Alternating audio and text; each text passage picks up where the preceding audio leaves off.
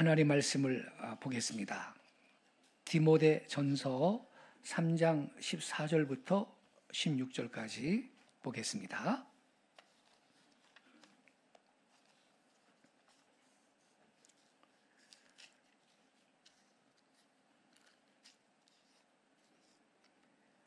디모데 전서 3장 14절부터 16절까지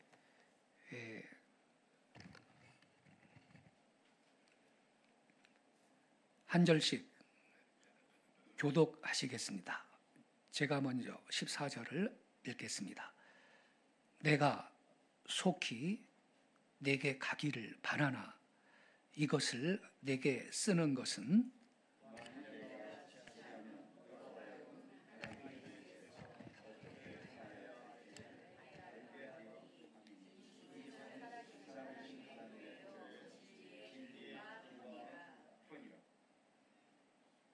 크도다 경건의 비밀이여 그렇지 않다 하는 이가 없도다.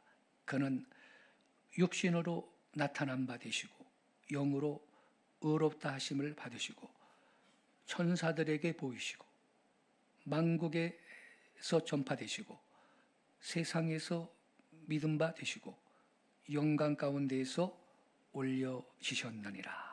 아멘. 오늘 아침에 함께 읽은 이 본문 말씀 중심으로 하나님의 집 이러한 제목 아래 말씀을 드리겠습니다. 지금 이 낭독한 디모데 전서 3장 14절 이하의 말씀은 본서의 저작 목적을 밝히는 부분입니다. 뿐만 아니라 디모데 전서와 후서 또 디도서 이러한 책을 목회서신이라고 하거든요.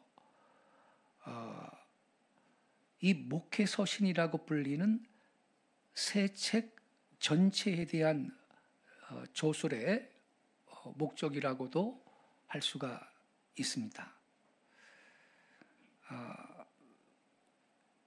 특히 14절의 본문이요. 내가 속히 내게 가기를 바란다. 그러나 이것을 여기에 쓰는 것은 만일 내가 지체하면 너로 누구의 집에서요? 하나님의 집에서 어떻게 행하여야 할 것을 알게 하려 합니다. 바로 본서의 기록 목적, 저작 목적을 설명하고 있는 것입니다. 여러분, 저자인 바울 사도는요, 수신자인 디모데를 빨리 만나기를 기대하고 있었습니다. 근데 뭔가 빨리 만날 것 같지 않은 그러한 예감을 느끼고 있었습니다. 그래서 빨리 만나지 못할 경우를 대비해서 이 편지를 디모데한테 써서 보내는 겁니다. 왜 그랬느냐?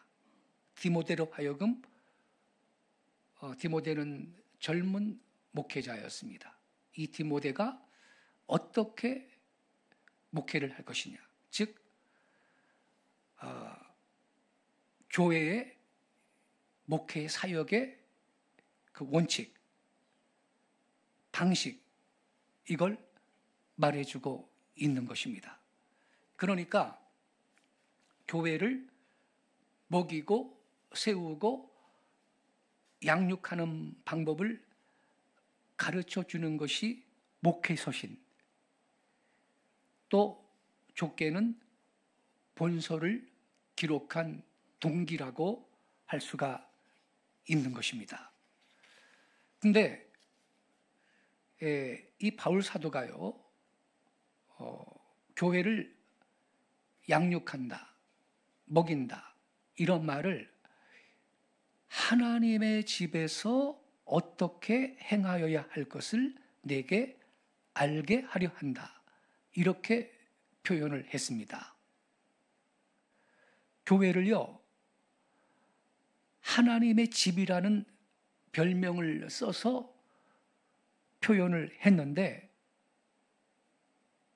바로 이런 별명, 즉 하나님의 집이라는 낱말 속에 아마 목회자의 전 태도를 한마디로 요약을 하고 있다, 이렇게 말할 수가 있는 것입니다.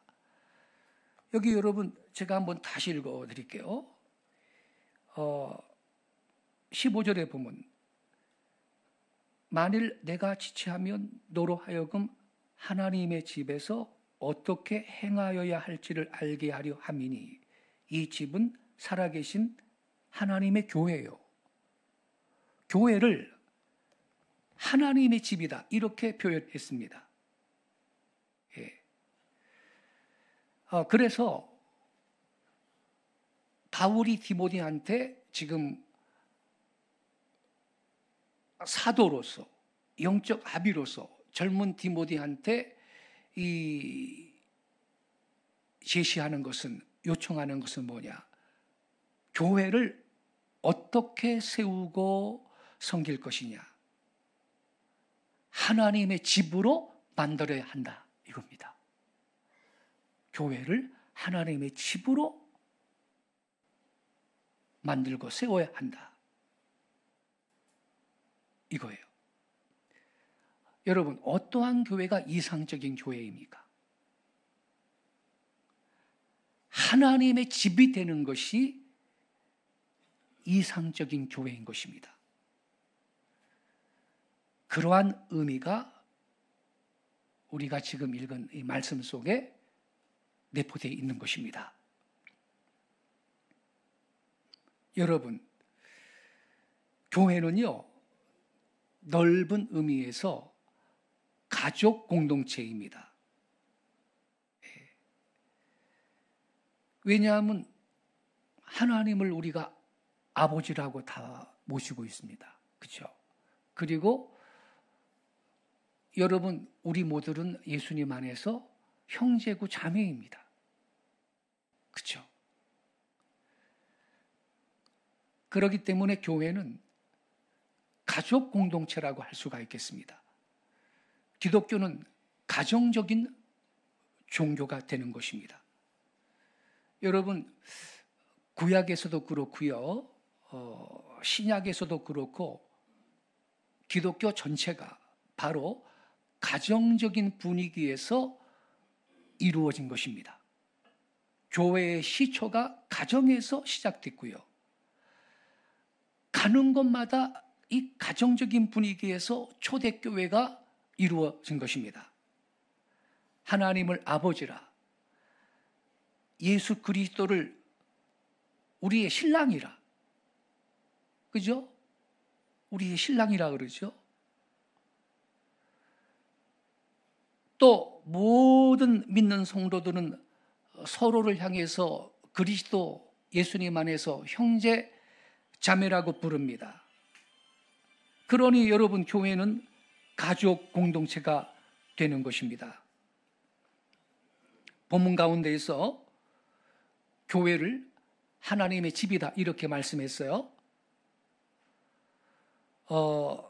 요한복음 14장의 1절 이하의 말씀을 봐도 우리가 나중에 천국 갈 거 아니에요. 그 내세를 역시 하나님의 집이다, 이렇게 말씀하고 있습니다. 제가 읽어드릴게요. 이 요한복음 14장 1절에 보면 이런 말씀이 있어요. 너희는 마음에 근심하지 말라. 하나님을 믿으니 또 나를 믿으라. 2절에 이렇게 써 있어요. 내 아버지 집에 거할 곳이 많도다. 즉, 내세를 또한 하나님의 집이다, 이렇게 말씀하고 있어요. 이 하나님의 집이라, 이건 구약 성경에 보면 하나님 성전이 하나님의 집이었죠. 성전은 하나님의 지상 거처였습니다. 예컨대 열왕기상 3장 1절 말씀하고 시편 52편에 있는 말씀을 보면 내가 하나님의 집에서 감람나무와 같다, 이런 말씀이 있습니다. 예. 신약 성경에서 초대교회 예루살렘 교회가 사도행전 1장 13절에 나와 있듯이 마리아와 마가의 집에서 시작됐고요. 로마서 16장 23절에서처럼 고린도 교회가 가이오의 집에서 시작되었습니다. 그리고 골로새 교회가 빌레몬의 집에서 시작이 되었다고 빌레몬서 1장 2절에 기록되어 있습니다. 뿐만 아니라 여러분, 우리 모든 성도는 다 하나님의 권속이다, 이러한 말씀이 에베소서 2장 19절에 나옵니다. 근데 이 권속이라는 말은 헬라어로 오이케이오스, 오이코스에서 나온 말인데, 오이코스가 집이에요. 집. 권속은 오이케이오스인데 집에 속하는 구성원, 가족을 의미하는 것입니다. 하나님의 권속이란 하나님의 집, 즉 기독교 공동체 안으로 받아들여진 가족 구성원을 의미하는 것입니다. 예. 이렇게 여러분, 교회는 하나님의 집인 겁니다. 가족 공동체입니다. 그렇다면 어떻게 교회가 가정적인 것이 될 수가 있을 것인가? 여러분, 우리가요, 세상 삶에 있어서 가정이 주는 위치, 가정과 우리의 생활의 관계, 이게 바로 신령한 생활에서 교회와 나의 관계를 가르쳐 주고 있는 것입니다. 우리가 먼저 볼 수 있는 것은, 가정이라는 것은요, 생활의 근거지가 되는 겁니다. 집에 돌아와서 쉬고, 아침에 일어나서 출근하고, 또 집으로 돌아오고, 아이들도 집에서 떠나 학교에 가서 공부하고, 또 집으로 돌아오고, 집을 중심에서 나갔다 들어왔다 하는 것이 인간의 삶입니다.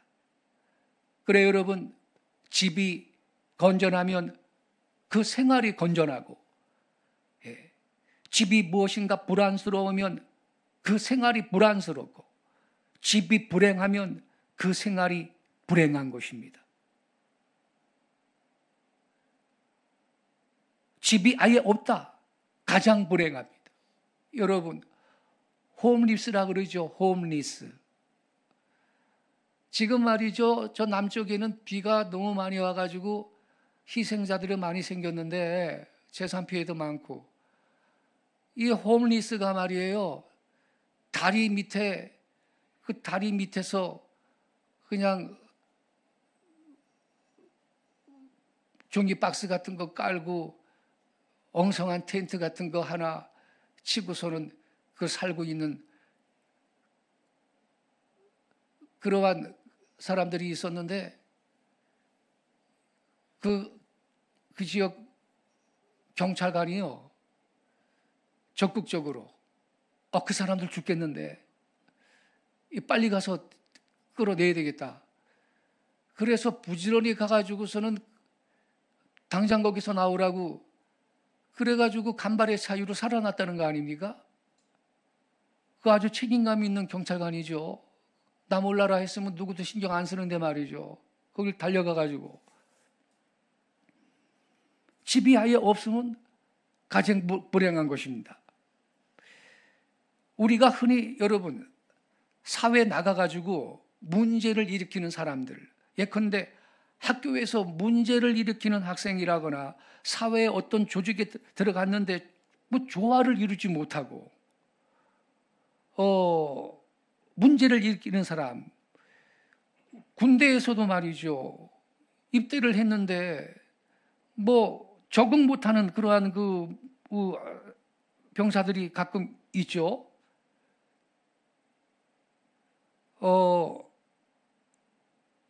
이런 사람들 살펴보면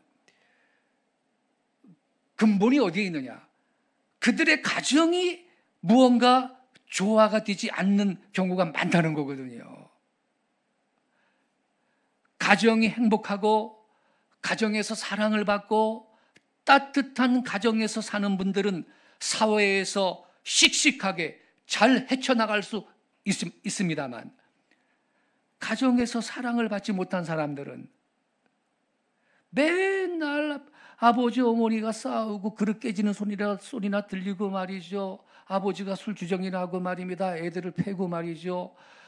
이런 그 분위기에서 자라는 아이들은요, 정서도 불안하고 사회에 나가서 자신감도 없고, 또 어떤 애들은 무조건 저항감, 그런 가정에서 생활을 통해서 반항심만 생기는 거야. 그런데 조그마니까 아버지한테 대들 수는 없어. 대들면 얻어 터지니까. 계속해서 반항심만 이게 쌓이는 거야. 그리고 얘가 청소년이 되고 20대가 됐을 땐 사회에 나가서 그 반항심을 다 표출을 하는 거예요. 아무나 들이받고 쌈질하고 이렇게 되는 거예요. 순종할 줄 모르고.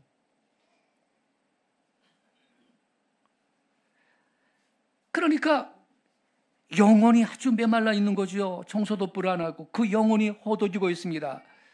그래서 사회에 나갔을 때 당당하게 나가지 못하고 사소한 문제도 견디지를 못하며 문제를 일으키는 트러블 메이커가 되는 것입니다.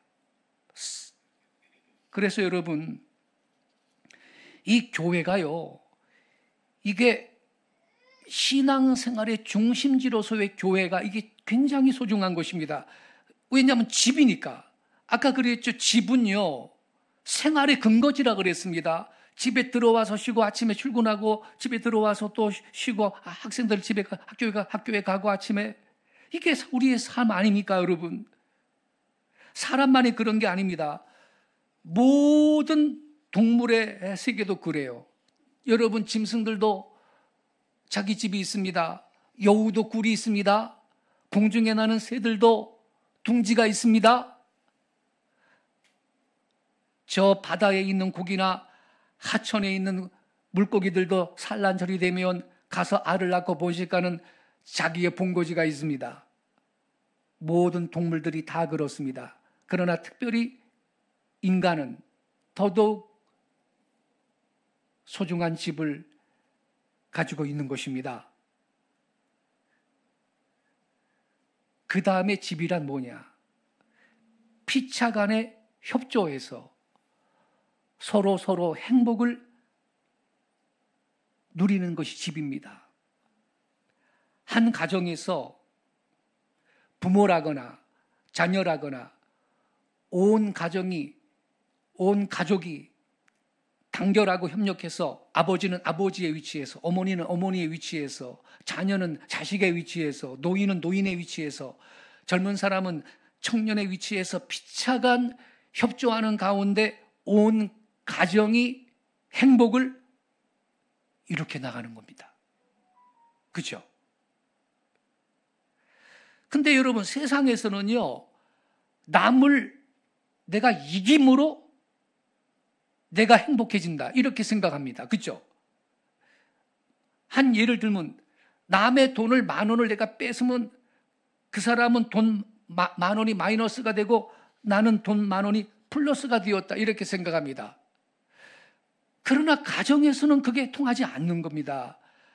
여러분, 가정은요, 가족 가운데 어떤 한 분을 내가 불행하게 만들어 두고 나머지 가족들이 행복할 수 있는 겁니까? 안 그렇죠. 행복하면 다 같이 행복한 거고 불행하면 다 같이 불행한 것이 가정인 것입니다. 그러면 우리가 한번 상상해 봐요. 여기에 한 따뜻한 가정이 있는데, 그런데 우리나라의 6.25 동란 같은 무슨 큰 사변이 생겨가지고 집안이 뿔뿔이 헤어져 버렸습니다. 그러면 아이는 고아원으로 갈 것이고, 어머니는 과부처럼 살 것이고, 아버지는 호라비처럼 살 것이고, 얼마나 이게 불행한 일입니까? 만남은 전부가 행복한데 헤어짐은 전부가 슬프고 불행한 삶이 되는 것입니다. 이런 게 가정의 생태라 이 말입니다, 여러분. 이게 가정의 윤리에 속하는 겁니다. 다 같이 행복을 누리거나 다 같이 불행을 누리는 것입니다. 그래서 여러분, 교회가 하나님의 집이라는 사실은 뭐냐? 우리의 교회가 잘 되면 다 같이 행복한 것입니다. 우리 교회가 잘못되면 다 같이 불행한 것입니다. 즉, 남을 해쳐놓고 난 행복하다 하는 것은 하나님 다 아십니다. 교회에서는 통하지 않는 윤리입니다. 하나님 중심을 보십니다. 누가 진정한 하나님의 집의 일원인가? 하나님은 아십니다. 피차 간의 협조에서 교회가 되어간다는 사실을 본문에 기록된 하나님의 집이라는 교회의 별명이 우리한테 지금 교훈하고 있는 것입니다. 여러분, 가정이라는 것은 핏줄로 연결된 것이고 불가분의 관계에 있습니다. 아버지와 자식 사이가 좋아도 자기 아버지이고 나빠도 자기 아버지입니다. 자식이 좋아도 자기 자식이고 나빠도 자기 새끼입니다. 좋아도 자기 형이고 나빠도 자기 동생인 것입니다.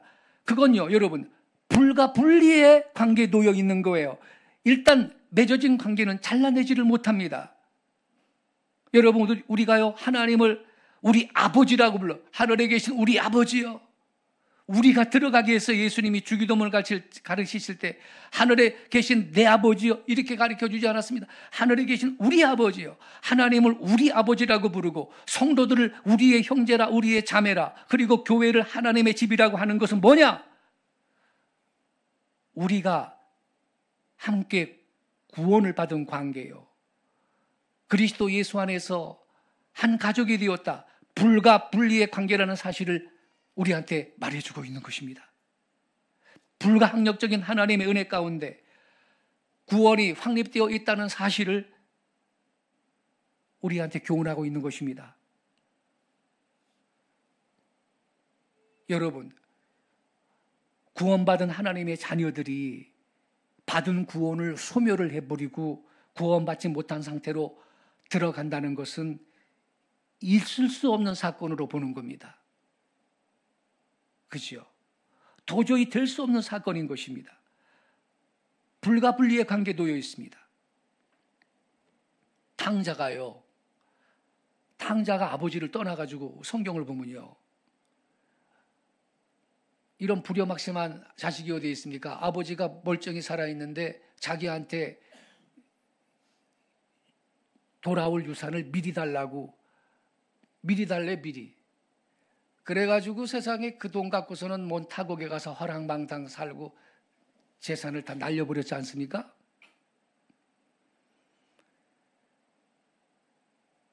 그 타국에서 돈 떨어지니까 친구들도 다 없어지고 남의 집에 돼지 치는 사람이 되고 돼지가 먹는 쥐엄 열매를 가지고 배를 채우려고 그러는데 그것도 없어가지고 배가 고픈데 그때서야 아버지 집이 생각나는 겁니다. 아이고, 우리 아버지 집에는 양식이 풍족한 품꾼들도 많은데 내가 이게 무슨 고생이냐, 이게.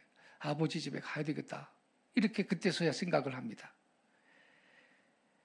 근데 아버지를 대할 때 명목이 없습니다. 돌아가면 감히 아버지의 아들이라고 할 수가 없어. 이런 마음으로 돌아왔습니다.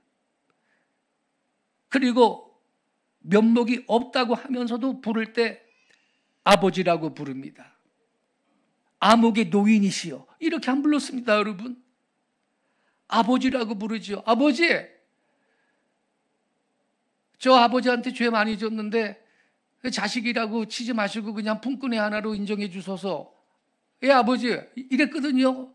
노인이시여, 이렇게 안 그랬습니다, 여러분. 또 아버지는요, 그 아들이 잘못했지만 너는 내 아들이 아니다, 그렇게 입 밖에 낸 적이 없습니다. 아들을 껴안아주고 입 맞추어주고 그대로 아들로 인정해 주었습니다. 불가분리의 관계에 있는 사실을 알 수가 있어요. 하여튼 여러분, 이런 것이 집의 본질이고 집의 내용이다, 이 말입니다. 이게 집의 기능입니다. 여러분, 집은 생활의 터전이며 근거지가 됩니다. 근데 우리의 영적 생활, 우리 신앙의 중심지가 바로 교회라는 것입니다. 교회가 하나님의 집이에요. 여러분, 집을 떠나서 그때 사람은 방랑객이 되는 것처럼 자기의 따뜻한 교회가 있고 이 교회를 잘 섬기며 교회와의 관계가 두터울 때 우리의 신앙도 두터운 것입니다. 이 교회가 안정치 못할 때 신앙도 안정치를 못하는 겁니다. 우리 영혼의 생활의 중심지가 하나님의 집 교회인 것을 믿으시기를 바랍니다.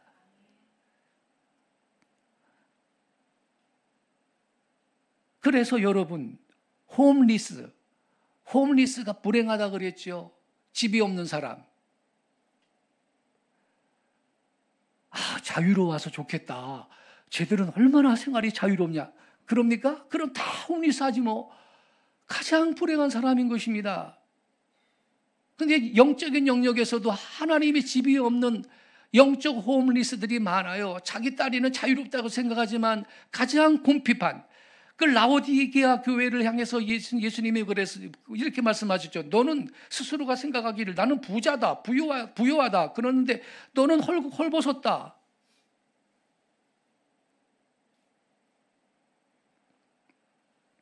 그래 여러분, 우리는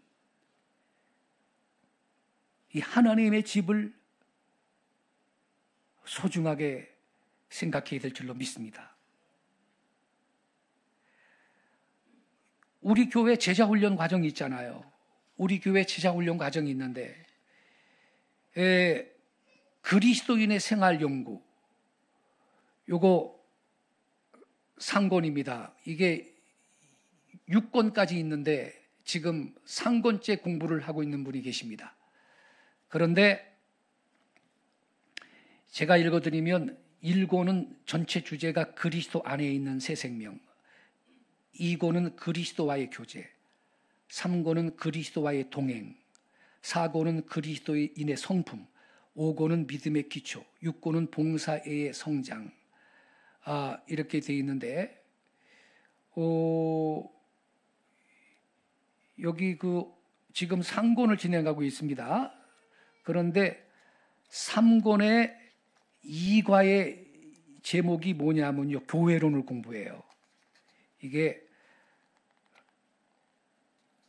3권의 제1과가 교회입니다. 2과는 성경이란 뭔가, 3과는 당신의 삶에 미치는 하나님의 말씀, 4과는 기도의 원리, 1과가 이 교회에 대해서 공부하는 건데 교회론을 정립을 딱 하게 됩니다. 서론에 이렇게 써 있습니다. 교회는 모든 교파와 인종과 국가들 가운데 하나님의 성령으로 거듭난 사람들만으로 이루어진 것입니다. 비록 전 세계적으로 언어가 다르고 모임들이 다르다 할지라도 우리는 그리스도의 몸 안에서 서로 연합되어 있습니다. 모든 거듭난 사람들은 다 하나님의 가족의 일원이요, 그리스도 안에서 한 형제요 자매입니다. 이렇게 써 있어요. 그리고 이 안에 보면요, 우리가 잘 아는 빌리 그레함 목사님, 20세기의 최고의 전도자였죠. 이분이 교회에 대해서 요약해서 한 말이 써 있습니다. 제가 읽어드릴게요. 모든 그리스도인들은 각자의 교회를 선택해야 한다. 그 이유는 교회의 특수한 체제 속에서 영적 성장을 위한 가장 좋은 기회와 자신의 인간적 필요에 대한 최대의 만족과 주위의 사람들을 섬길 수 있는 가장 좋은 기회를 얻기 때문이다. 여러분, 교회를 통해서 나 자신의 필요를 채울 수도 있고, 영적인 필요, 영적인 성장의 기회를 교회를 통해 얻는다는 거죠. 근데 그게 다가 아니고 주위 사람들을 섬길 수 있는 기회를 얻는데, 교회 안에서 교회 생활을 해야 형제 자매들을 섬길 수가 있잖아요. 사랑으로. 그래 여러분, 제가 자주 말하죠. 저 높은 곳을 향하여 날마다 나아갑니다. 그러면서 저 높은 곳에 계신 거룩하신 하나님은 열심히 사모하고 영적으로 주님을 바라보는데, 이 사람이 왼쪽도 오른쪽도 안 쳐다보고 이웃 형제들을 전혀 신경 안 쓰고 저 높은 곳을 향하여 그저 수직적으로 위에 계신 하나님만 바라보면 그게 건강한 신앙생활이냐 이 말이에요. 그건 위선입니다.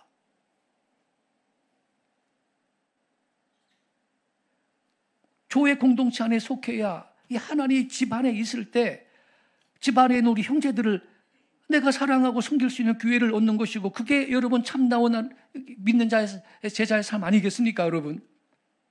그래서 여러분, 교회가 하나님의 집이다, 이게 뭘 의미하는지 오늘 다시 한번 정리할 수 있기를 바랍니다.